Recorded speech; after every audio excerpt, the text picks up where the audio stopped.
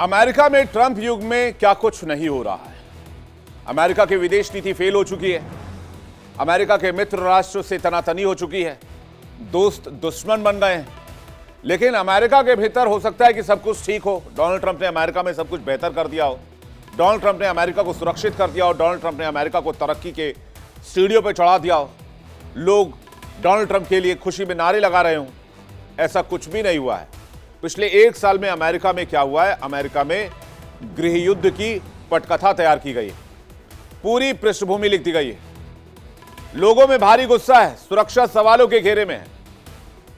कभी जो मित्र राष्ट्र हुआ करते थे, जो साथ घुमा करते थे, वो तो दुश्मन बन ही गए। लेकिन आज अमेरिका के अंदर की स्थिति आप देख लीजिए। देखिए अमेरिका में ट्रंप के खिलाफ किस तरह से ये जो प्रदर्शन है वो देखे जा रहे हैं। ये डोनाल्ड ट्रंप के खिलाफ ये लोग सड़क पर उतर आए हैं। बहुत बड़ी मात्रा में ये प्रोटेस्ट है। मिनीसोटा राज्य के मिनियापोलिस की तस्वीर आप देख रहे हैं। ये तस्वीर आप देखिए। यहां पर लोग कह रहे हैं कि उन्हें ट्रंप प्रशासन नहीं चाहिए। अब सवाल यह है कि यह घटना हुई क्यों है, इसे जानना बहुत जरूरी है। डोनाल्ड ट्रंप की कार्रवाई ने मानवाधिकार, इंसानियत, सब पर सवाल खड़ा कर दिया है। और इससे गुस्सा देख लीजिए कितना है अमेरिका के अंदर।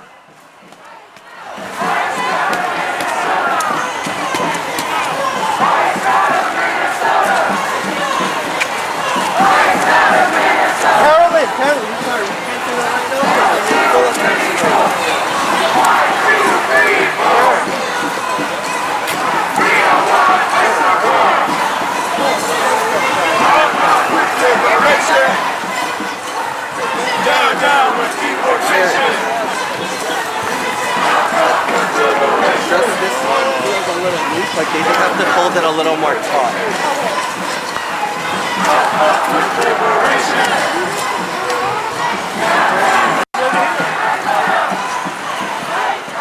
अमेरिका में आइस एजेंट्स इस वक्त जो कर रहे हैं उससे वहां के लोग खुश नहीं हैं।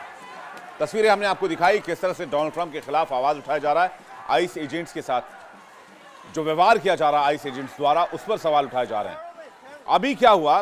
प्री स्कूल में पढ़ने वाला 5 साल का लियाम कोनेजो रामोस, एक छोटा बच्चा, महज 5 साल का, जब अपने पिता के साथ घर लौट रहा था तभी फेडरल इमिग्रेशन एजेंट्स ने, जो कि आइस एजेंट्स हैं, उन्होंने दोनों को रोक लिया और बेटे को चारा बनाकर उसके बाप को गिरफ्तार किया। और यही नहीं, दोनों को टेक्सास के एक डिटेंशन सेंटर में भेज दिया गया। महज 5 साल का बच्चा, उसे डिटेंशन सेंटर में डाल दिया गया। इससे पूरे अमेरिका की राजनीति उबलने लगी। और कुछ हफ्तों में इसी इलाके में एक चौथा मामला है जब किसी स्टूडेंट को इमिग्रेशन एजेंसियों ने इस तरीके से पकड़ा। कोलंबिया हाइट्स पब्लिक स्कूल्स की सुपरिटेंडेंट जेना स्टैनविक ने आइस एजेंट्स की इस कार्रवाई पर सवाल उठाए। क्यों? क्योंकि एजेंट्स ने बच्चे को चारा बनाकर उसके बाप को निशाना बनाया। स्कूल की सुपरिटेंडेंट का बयान सामने आया। आइस एजेंटों ने बच्चे से दरवाजा खटखटाने को कहा ताकि पता चल सके कि घर में और लोग हैं या नहीं। यानी बच्चे का इस्तेमाल किया गया, बच्चे को चारे की तरह इस्तेमाल किया गया। सिर्फ 5 साल के बच्चे को। बच्चे की मां घर के अंदर थी लेकिन उन्होंने दरवाजा नहीं खोला। स्कूल प्रशासन के मुताबिक यह परिवार 2024 में अमेरिका आया था। पीड़ित परिवार ने शरण के लिए आवेदन किया हुआ है। पीड़ित परिवार का केस अभी भी चल रहा है। परिवार के खिलाफ कोई डिपोटेशन ऑर्डर नहीं है। यह पहली बार नहीं है जब आइस एजेंट्स ने इस तरह की हरकत की हो। इससे पहले हाल के हफ्तों में मिनियापोलिस में 3 बच्चों को डिटेंशन सेंटर में रखा गया, जहां बच्चों को चारे की तरह इस्तेमाल किया गया। इस घटना पर अमेरिका की पूर्व उपराष्ट्रपति कमला हैरिस ने तीखी प्रतिक्रिया दी है। उन्होंने सोशल मीडिया पर लिखा कि यह बेहद परेशान करने वाला मामला है। हैरिस ने कहा कि यह बच्चा अपने परिवार के साथ घर में होना चाहिए था, न कि टेक्सास के किसी डिटेंशन सेंटर में। उन्होंने आरोप लगाया कि आइस एजेंट्स ने बच्चे को चारे का तरह इस्तेमाल किया। विवाद बढ़ने के बाद ट्रंप प्रशासन की ओर से फिर सफाई दी जा रही। ये एजेंट्स किसी को भी उठा लेते हैं, किसी को भी गोली मार देते हैं, किसी को भी घर से खींच कर निकाल लाते हैं, किसी को बाल पकड़ के खींच लाते हैं। और आपने देखा होगा मिनियापोलिस में किस तरह से एक महिला की हत्या कर दी गई थी। आइस एजेंट्स ने पॉइंट ब्लैंक रेंज से गोली मारी थी। अब सफाई क्या है ट्रंप प्रशासन की, यह भी देख लीजिए। अमेरिका होमलैंड सिक्योरिटी विभाग का बयान आया। विभाग की प्रवक्ता ट्रिशा मैकलॉफ्लिन ने आरोप लगाया कि ये तमाम चीजें बेबुनियाद हैं। इस आरोप को खारिज किया उन्होंने। उनका कहना था कि आइस एजेंट्स ने किसी बच्चे को निशाना नहीं बनाया है। एजेंट एड्रियन अलेक्जेंडर को गिरफ्तार करने के लिए पहुंचे थे। एड्रियन अलेक्जेंडर अवैध रूप से अमेरिका में रह रहे थे। प्रवक्ता ने यह भी कहा कि पिता भाग गया और बच्चे को छोड़ गया, इसलिए एजेंट बच्चे के साथ रुके। यानी एक तो चोरी ऊपर से सीना चोरी, कहानी पलट दी। स्थानीय अधिकारियों और पड़ोसियों का कहना है कि एजेंटों से आग्रह किया गया था कि बच्चे को घर में मौजूद किसी वयस्क के पास छोड़ दिया जाए या स्कूल अधिकारियों को सौंप दिया जाए, लेकिन उन्होंने इससे इनकार कर दिया। ट्रंप प्रशासन में अधिकारियों की धांधली साफ नजर आ रही है। गुंडागर्दी, माफियागिरी। जनता इस बात से हैरान है कि जब अमेरिका के अंदर ही इस तरह के हालात हैं तो बाकी दुनिया के प्रति अमेरिका का क्या रवैया होगा। और इन दिनों अमेरिका वैसे भी एक बर्फीली तूफान का सामना कर रहा है, जिसकी खबर आगे हम आपको दिखाएंगे। लेकिन लोग इन तमाम चीजों को भूलकर ट्रंप प्रशासन के खिलाफ प्रोटेस्ट कर रहे हैं, जिसकी तस्वीर हम आपको दिखा रहे हैं।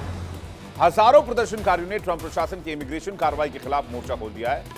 बिजनेसेस ठप रहे हैं, मैसेज क्लियर है, बच्चे अपराधी नहीं है। विरोध सिर्फ आम लोगों तक सीमित नहीं रहा। Minneapolis Saint Paul International Airport पर ट्रंप और आइस के खिलाफ धर्म गुरुओं का जत्था भी प्रोटेस्ट कर रहा था। एयरपोर्ट के टर्मिनल 1 डिपार्चर एरिया में सड़क ब्लॉक करने के बाद करीब 100 धार्मिक नेताओं को यहां पर आइस एजेंट्स ने हिरासत में ले लिया। ये जानकारी प्रदर्शन आयोजित करने वाले समूह फेथ इन मिनेसोटा ने दी। आखिर अमेरिका में प्रोटेस्ट करना गुनाह हो गया है? क्या लोगों को उनकी आवाज उठाने का भी अधिकार नहीं? क्या डोनाल्ड ट्रंप किम जोंग उनके रास्ते पर चल पड़े हैं? क्या अमेरिका अगला नॉर्थ कोरिया बनने वाला है, जहां सिर्फ मैं की बोली चलती है? जो ट्रंप ने कह दिया वही पत्थर की लकीर है। ना खाता ना भाई, जो डोनाल्ड ट्रंप कहें वही सही, और उनकी नीतियां भी वैसे ही हैं पूरी दुनिया के लिए। अब इससे हुआ क्या, ये लोग बहुत गुस्से से आग बबूला हो गए। आइस के खिलाफ बहुत बड़ा प्रदर्शन शुरू हुआ। A day of truth and freedom के नाम से यह प्रोटेस्ट शुरू हुआ। मिनेसोटा में 700 से ज्यादा कारोबार बंद रहे। आयोजकों ने लोगों से इस प्रदर्शन में शामिल होने की अपील की। मिनेसोटा हवाई अड्डे पर धर्म गुरुओं ने मिलकर प्रार्थना की, उन लोगों की कहानियां साझा की जिन्हें आइस ने हिरासत में ले रखा है, डिटेन कर रखा है। इसी हवाई अड्डे से अब तक 2000 से ज्यादा लोगों को देश से बाहर भेजा गया। आइस ने हवाई अड्डे के 12 कर्मचारियों को भी गिरफ्तार कर लिया।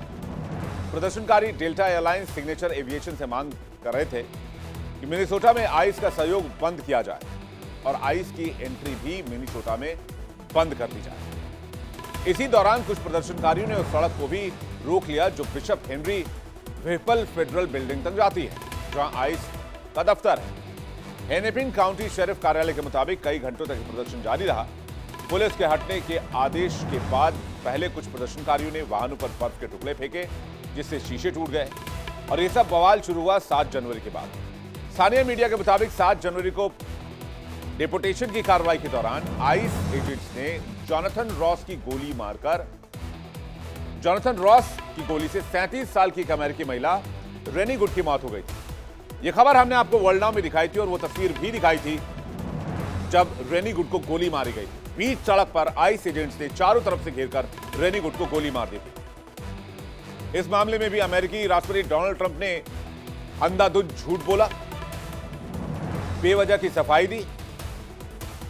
डोनाल्ड ट्रंप ने रेनी गुड को बताया कि वो आइस एजेंट्स पर गाड़ी चढ़ाने वाली थी, फिर बाद में कहते हैं ये ट्रेजेडी हो गई, इसे लेकर बहुत बुरा फील हो रहा है।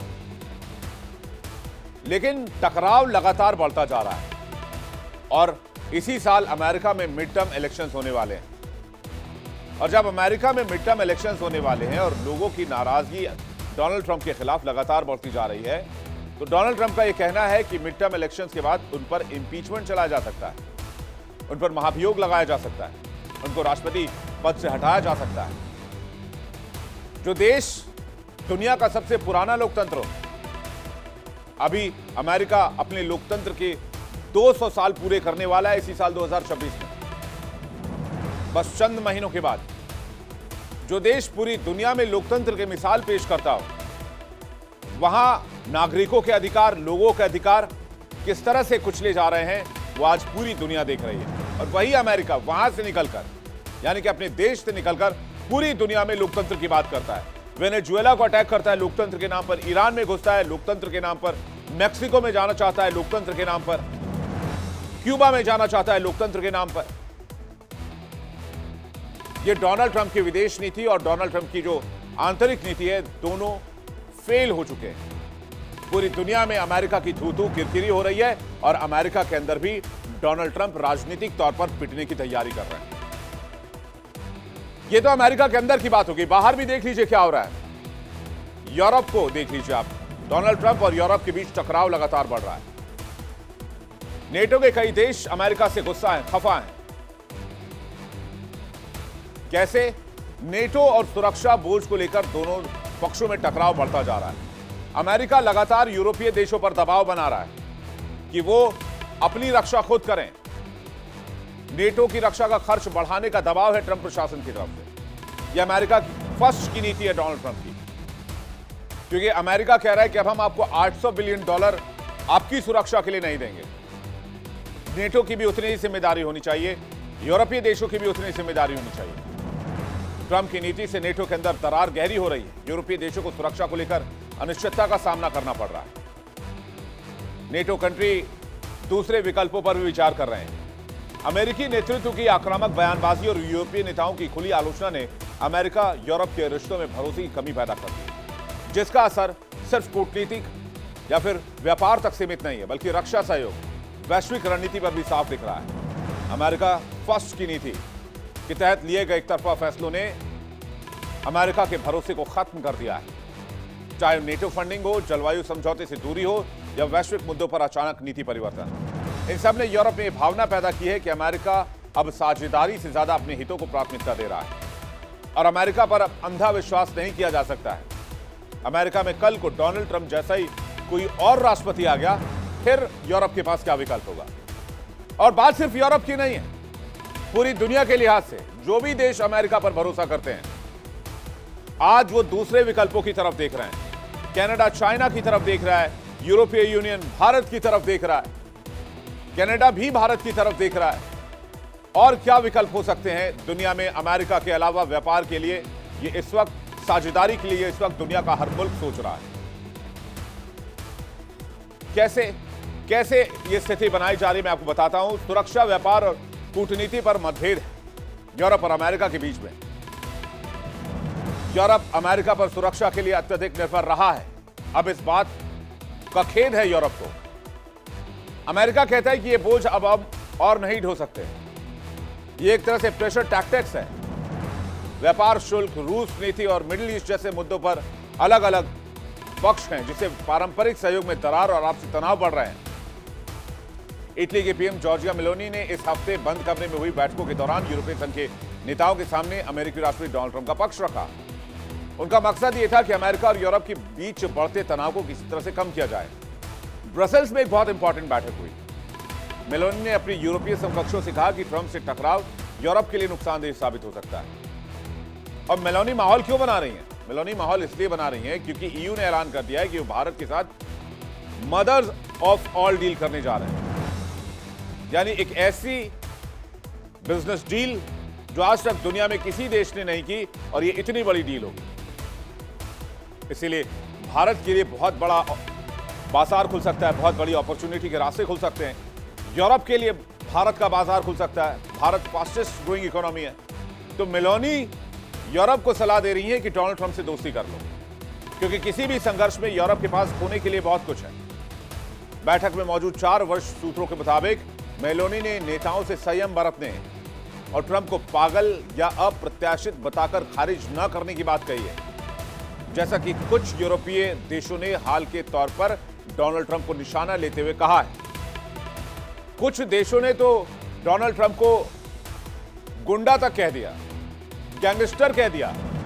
इमैनुअल मैक्रोन ने गली का गुंडा कह दिया कि डोनाल्ड ट्रंप इस तरह से एक्ट कर रहे हैं। जानकारों की माने तो ट्रंप की आक्रामक नीति ने नेटो की एकजुटता को भी कमजोर कर दिया है और यूरोप की सुरक्षा को असमंजस में डाल दिया है। जब देखिए कॉन्ट्रास्ट, अमेरिका के अंदर एक तरफ 5 साल का बच्चा डिटेंशन सेंटर में है, दूसरी तरफ धार्मिक नेताओं को भी वहां अरेस्ट कर लिया गया है, और दुनिया में डोनाल्ड ट्रंप के खिलाफ कई मोर्चे एक साथ खुल रहे हैं। ये तीनों चीजें बताती हैं कि डोनाल्ड ट्रंप ने अपने लिए मुसीबतें पैदा नहीं की, अमेरिका के लिए मुसीबतें पैदा की है। और उसका जवाब अमेरिका को देना होगा।